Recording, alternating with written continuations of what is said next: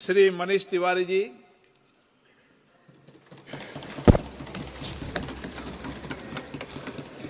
अध्यक्ष महोदय, ये श्वेत पत्र नहीं है, ये काला ब्रश है। This is not a white paper, this is a black brush. और माननीय वित्त मंत्री जी की जो उत्तेजना है उसको पूरी तरह से प्रमाणित करती है। भारत का इतिहास, रविशंकर जी बैठ जाइए, अब सुनने की क्षमता रखिए, अब सुनने की क्षमता रखिए, बैठ जाइए। अरे ऐसे बीच में खड़े हो जाते हैं आप। हा? अध्यक्ष जी, भारत का इतिहास 2014 में शुरू नहीं हुआ था। भारत का इतिहास वर्षों और दशकों पुराना इतिहास है। और अगर आप श्वेत पत्र लाना चाहते तो आपको श्वेत पत्र जुलाई 2014 में लेके आना था। मैं समझ सकता था कि आप श्वेत पत्र फरवरी 2015 में लाते, पर फरवरी और 2024 में श्वेत पत्र लाने का सिर्फ एक राजनीतिक उद्देश्य है। This is a political manifesto, this is not a white paper. मैं 2004 में जब यूपीए की सरकार बनी, जिसका नेतृत्व प्रधानमंत्री डॉक्टर मनमोहन सिंह जी और यूपीए की चेयरपर्सन श्रीमती सोनिया गांधी जी कर रहे थे, हमने ऐसे मूलभूत सुधार किए जिससे इस देश की जो नींव है, आर्थिक, सामाजिक, राजनीतिक नींव को हम लोगों ने मजबूत किया। सबसे पहला आरटीआई का कानून, सूचना का अधिकार, 130 करोड़ लोगों को सूचना का अधिकार दिया कि 10 रुपए की अर्जी देके आप नो ट्रांसलेशन 10 रुपए की अर्जी देके आप ब्लॉक से लेके राष्ट्रीय स्तर तक किसी भी सरकार से कोई भी सूचना मांग सकते थे। मैं दुर्भाग्यपूर्ण बात है और खेद के साथ यह बात कह रहा हूं कि 2014 से लेकर 2024 तक उस सूचना के अधिकार के किस तरह से परकच्छे उड़े, यह कहानी सबको मालूम है। दूसरी बड़ी उपलब्धि, मनरेगा का कानून। 2005 में जब यूपीए की सरकार मनरेगा का कानून लेके आई और हमने कानूनी तौर पर यह सुनिश्चित किया कि 100 दिन जिसको काम चाहिए उसको काम मिलेगा। मैं आपसे यह बात पूछना चाहता हूं, 2014 से लेकर 2024 तक आपने उस 100 के 101 दिन क्यों नहीं किए? आपने उस 100 का 101 दिन नहीं किया। हां, उस कानून को आप कोसते रहे और उस कानून की जो असलियत है उसके ऊपर मैं बाद में आऊंगा। तीसरा, निशुल्क शिक्षा का कानून कि 6 से लेकर 14 वर्ष तक पूरे देश में जात धर्म से ऊपर उठकर जिस बच्चे को शिक्षा चाहिए उसको निशुल्क शिक्षा दी जाएगी। और चाहे बड़े से बड़ा निजी स्कूल हो, चाहे कोई भी स्कूल हो, 25% जो सीटें थी वो आरक्षित की गई। जो इकोनॉमिकली वीकर सेक्शन, आर्थिक रूप से जो कमजोर परिवारों से आते थे। उसके बाद नेशनल फूड सिक्योरिटी एक्ट, इस देश की 77% के ऊपर गेहूं, चावल, मोटा दाना देने का काम किसने किया? यूपीए की सरकार ने किया। 5वां, आधार, जिसने मूलभूत आधार रखा, जिसके ऊपर जितना ढांचा बना हुआ है वो किसने शुरू किया? और जब यूपीए ने सरकार छोड़ी तो उस समय 80 करोड़ से ज्यादा आधार कार्ड बने हुए थे। मैं आपसे पूछना चाहता हूं कि आपके पिछले 10 वर्ष की क्या उपलब्धि रही? क्या अगर आप नोटबंदी को उपलब्धि मानते हैं तो मैं आपके विवेक पे छोड़ता हूं। अगर आप जीएसटी को जिस तरह से क्रियान्वित किया उसको उपलब्धि मानते हैं, जिसने भारत का सारा लघु उद्योग को कई सालों तक नष्ट कर दिया, तो फिर मैं उसको आपके विवेक पे छोड़ता हूं।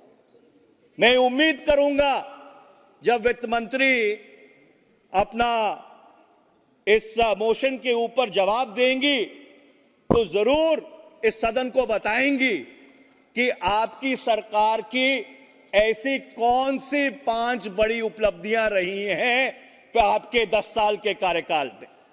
अब मैं अर्थव्यवस्था पे आता हूं। अध्यक्ष महोदय, 2004 में जब हम लोगों ने सरकार संभाली तो परिस्थिति क्या थी?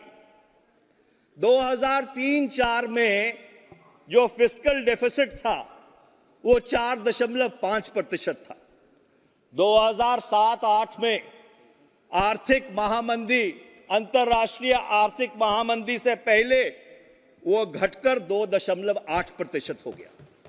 जो रेवेन्यू डेफिसिट था कि सरकार के राजस्व में जो कमी थी, मैं इसलिए बता रहा हूं, मैं पहले का भी बताऊंगा, अपना भी बताऊंगा और आपका भी बताऊंगा कि 2003-4 में जो रेवेन्यू डेफिसिट था वो 3.6% था। 2007-8 में वो घटकर 1.2% रह गया। जो सेविंग्स टू जीडीपी रेशो था कि जो आप बचत करते हैं जिससे अर्थव्यवस्था चलती है, वो 2003-4 में 29.8% था, जो 2006-7 तक बढ़कर 34% हो गया।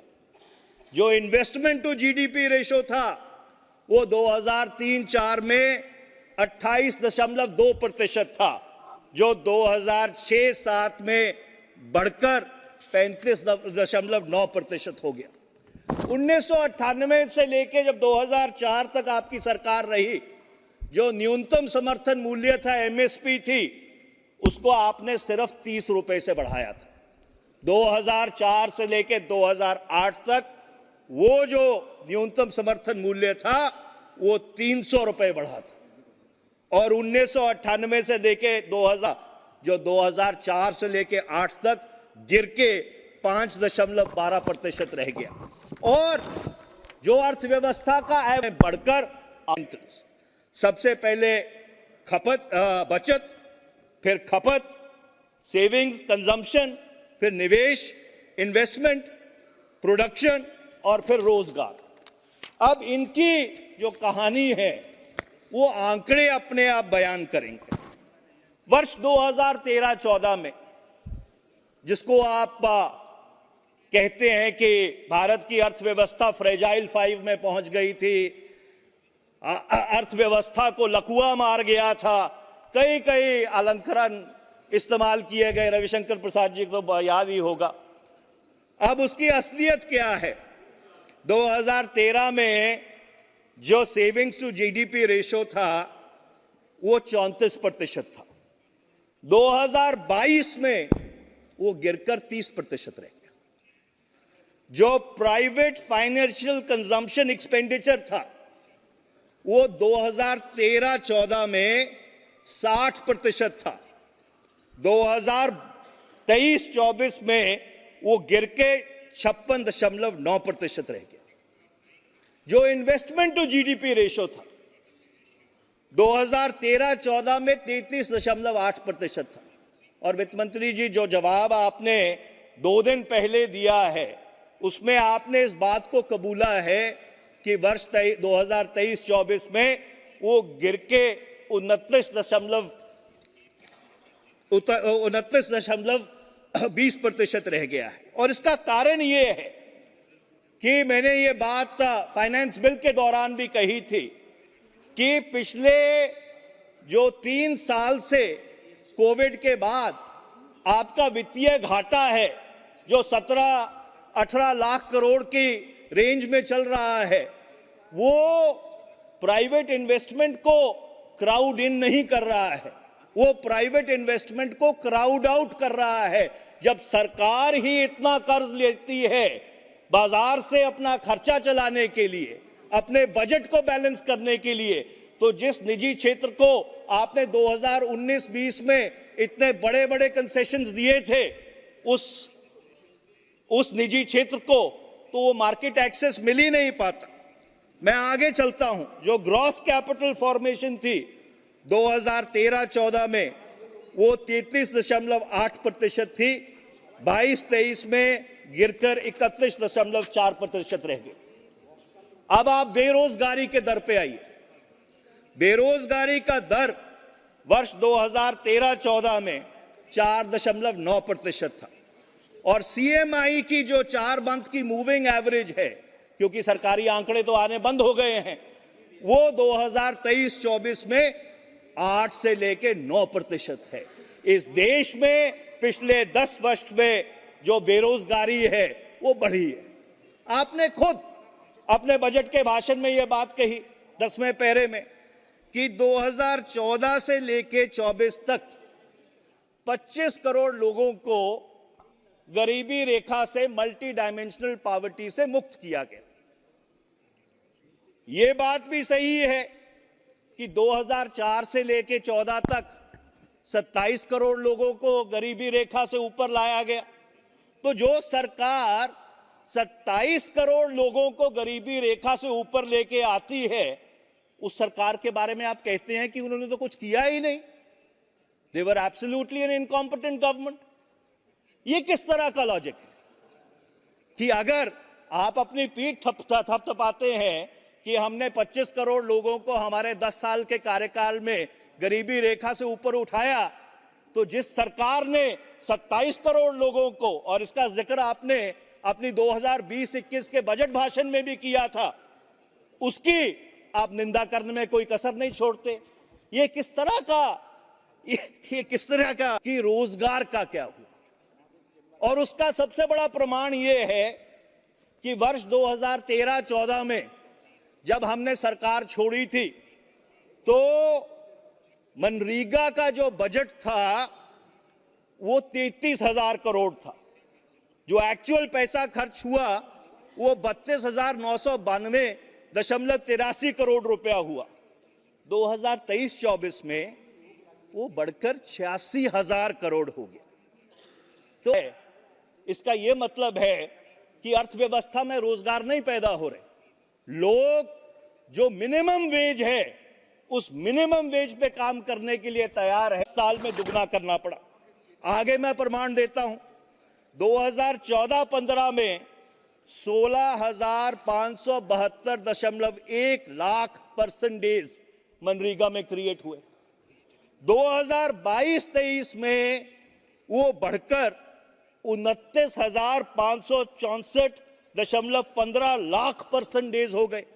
मतलब जितने लोगों ने मनरेगा में काम ढूंढा उनकी गिनती दोबारा दोगुनी हो गई। तो अगर अर्थव्यवस्था में रोजगार के साधन थे तो लोग जाकर मनरेगा के तहत मिनिमम वेज पे काम करने के लिए तैयार नहीं होते। आपको यूपीए का धन्यवाद करना चाहिए कि जिस स्कीम को आप कहते थे कि ये गड्ढे खोदने और गड्ढे बढ़ने की स्कीम है, इसी स्कीम ने आपको पिछले 10 साल में बचाया है, नहीं तो इस देश में अराजकता होती। अब आप सुनने की धैर्य रखिए। मैं जब आप बोलती हैं तो मैं कभी बीच में नहीं बोलता हूं, तो धैर्य रखिए। अब जो बीच में नहीं बोलता अध्यक्ष जी, मैं किसी के 5 साल में किसी के बीच नहीं बोला हूं। जो महंगाई दर था 2013-14 में वो 5.3% था। 2023-24 में वो बढ़कर 5.4% हो गया है। और आप कहती हैं कि हमारे जमाने में महंगाई बहुत थी और आपने अपने महंगाई के ऊपर नियंत्रण रखा है। पर हां, आपकी एक उपलब्धि मैं जरूर गिनाना चाहूंगा कि वर्ष 2013-14 में जो भारत की अर्थव्यवस्था थी वो 2.05 ट्रिलियन डॉलर की थी। It was a 2.05 trillion dollar economy. जो भारत सरकार का कर्जा था वो 55,87,149.33 लाख करोड़ था। वर्ष 2024 में वो अर्थव्यवस्था 3.75 ट्रिलियन की हो गई, पर जो कर्जा है भारत सरकार का वो 3 गुना बढ़ गया। And the total debt and liabilities of the government on 31st of March 2024 is 168,72,554.16 lakh crores। मतलब 10 साल में आपने 112,85,394.83 करोड़ का कर्जा पिछले 10 साल में लिया है। इसका यह मतलब है कि जो इतना ज्यादा कर्जा लिया है, और उसका सबसे बड़ा प्रमाण यह है कि आपके बजट को जब आप ब्रेक डाउन करें, जो आप ही के आंकड़े हैं बाय द रूपी, तो जो सबसे बड़ा उसका कंपोनेंट है 28 पैसे का वो बोरोइंग्स है, और जो सबसे बड़ा आउटगो है 20 पैसे का वो आपकी क्या कहते हैं ब्याज की पेमेंट्स है, इंटरेस्ट पेमेंट्स है। तो ये जरूर आपकी उपलब्धि है कि भाई भारत के ऊपर आपने पिछले 10 वर्ष में 112,85,394.83 करोड़ का कर्जा बढ़ा दिया। अब मैं जीडीपी के ग्रोथ रेट पे आता हूं। वर्ष 2005 से लेकर 14 तक भारत की जो अर्थव्यवस्था थी क्यूमुलेटिवली वो 6.8% से बढ़ी, और 2015 से लेकर 2024 तक वो अर्थव्यवस्था 5.9% से बढ़ी। और आप ये कहती हैं कि हमने अर्थव्यवस्था का सत्यानाश कर दिया, हमने अर्थव्यवस्था बर्बाद कर दी, हमने सारे बैंक लूट लिए। तो अगर ये सारी बात सही है वित्त मंत्री जी, तो ऐसा क्यों है कि जो हमारे 10 साल का कार्यकाल था उसमें अर्थव्यवस्था आपके 10 साल के कार्यकाल से ज्यादा बढ़ी? और ये दोनों जो आंकड़े हैं 2011-12 की प्राइसेस के ऊपर है, इसमें फर्क नहीं है कि 2004-5 की प्राइसेस के ऊपर कोई आंकड़ा है और 2011-12 की प्राइसेस के ऊपर कुछ आंकड़ा है। अब मैं आता हूं डॉलर के ऊपर। आप भी प्रवक्ता थी भारतीय जनता पार्टी की, मुझे याद है कि डॉलर के बारे में बहुत बात हुआ करती थी। जब भी डॉलर ऊपर जाता था तो उसकी तुलना प्रधानमंत्री की उम्र से की जाती थी। जब हमने 26 मई 2014 को सरकार छोड़ी तो $1 58 रुपए 65 पैसे का था। 4 फरवरी 2024 को वो डॉलर 82.93 पैसे का है। तो उस समय तो डॉलर के ऊपर बहुत उत्तेजना होती थी, बड़ी बड़ी बहस होती थी रोज टेलीविजन के ऊपर। ये कहा जाता था कि डॉलर प्रधानमंत्री की उम्र से तेजी से बढ़ रहा है। आज क्या हुआ? मैं उन शब्दों का प्रयोग नहीं करना चाहता, मैं कभी किसी चर्चा का स्तर नहीं गिराता, पर आपको इस बारे में सोचना चाहिए कि वो आप तब बोलती थी और जब आज जो परिस्थिति है उसके बारे में आप क्या कहना चाहती हैं। अभी मैं आगे आता हूं। पिछले 10 वर्ष में अंतर्राष्ट्रीय बाजार में पेट्रोल और डीजल की कीमत गिरती रही, कच्चे तेल की कीमत गिरती रही, और मैंने कल भी यह बात कही थी कि जो आपकी ऑयल और गैस इंपोर्ट डिपेंडेंसी वो बढ़ती रही। 87.5% है इस साल के पहले 9 महीनों में, पर अंतर्राष्ट्रीय बाजार में कच्चे तेल की कीमत गिरती रही, यहां पेट्रोल और डीजल की कीमत बढ़ती रही। 2014 में 410 रुपए का सिलेंडर था, आज 903 रुपए का सिलेंडर है, 120% बढ़ा है। पेट्रोल 2014 में 71 रुपए पर लीटर था, आज 97 रुपए पर लीटर है, 37% बढ़ा है। डीजल 55 रुपए लीटर था, आज 90 रुपए लीटर है, 64% बढ़ा है। मस्टर्ड ऑयल आपके सरसों का तेल 90 रुपए किलो था, आज 143 रुपए किलो है, 60% बढ़ा है। आटा 22 रुपए किलो था, आज 35 रुपए किलो है, 60% बढ़ा है। दूध 35 रुपए का लीटर था, आज 60 रुपए लीटर है, 71% बढ़ा है। और आप ये कहती हैं कि हमने अर्थव्यवस्था के परकच्छे उड़ा दिए। अगर आप इन सब आंकड़ों को संज्ञान में ले तो पिछले 10 वर्ष में महंगाई ने आम आदमी की कमर तोड़ दी है। मुझे याद है सुषमा स्वराज जी यहां बैठती थी जब नेता प्रतिपक्ष होती थी, तो वह कहा करती थी कि गृहिणी के आंसू बह रहे हैं। आज सही रूप में गृहिणी के आंसू बह रहे हैं। और आखिर में मैं एक बात कहना चाहता हूं, आपने 10 वर्ष से phone banking phone banking phone banking phone banking की बात की। आप तो एक बहुत पढ़ी लिखी अर्थशास्त्री हैं, आपको यह बात मालूम है कि किसी भी लोन को सैंक्शन करने से पहले उसका जो चीफ जनरल मैनेजर है वो ड्यू डिलिजेंस सर्टिफिकेट साइन करता है, उसके बाद उसका बोर्ड ऑफ डायरेक्टर्स उसको अप्रूव करता है। मैं आपको यह पूछना चाहता हूं कि आप फोन बैंकिंग की बात करती हैं, पिछले 10 वर्ष में आपने किसके खिलाफ एक्शन लिया? कौन से चीफ जनरल मैनेजर के खिलाफ एक्शन लिया? कौन से बोर्ड ऑफ डायरेक्टर्स के खिलाफ एक्शन लिया? कौन से राजनीतिज्ञ के खिलाफ एक्शन लिया? आप बात बड़ी बड़ी करती हैं, 10 साल आपको मिले, आपने एक चीफ जनरल मैनेजर के खिलाफ एक्शन लिया? आपने एक बोर्ड के खिलाफ? एक मिनट अध्यक्ष जी, 10 साल की बात है, सुन लीजिए, आखिरी 2 दिन रह गए हैं संसद के। आपने किसी राजनीतिक लीडर के खिलाफ एक्शन लिया? सदस्य किसने फोन किए थे? आपकी बहुत लंबी लिस्ट। और मैं आखिरी बात यह कहना चाहता हूं, और यह दुर्भाग्यपूर्ण बात है, और स्टैंडिंग कमेटी और फाइनेंस की इसके ऊपर एक नहीं 15 रिपोर्ट है। जो आपका इंसॉल्वेंसी और बैंकरप्सी एक्ट है, उसने जो बैंक लूट है उसको इंस्टीट्यूशनलाइज किया है। The IBC process has institutionalized bank लूट। अध्यक्ष जी मुझे रोक रहे हैं, अगर मेरे पास इतना मटेरियल है कि मैं 2 घंटे और जो अर्थव्यवस्था की असलियत है वो उजागर कर सकता हूं। धन्यवाद अध्यक्ष जी।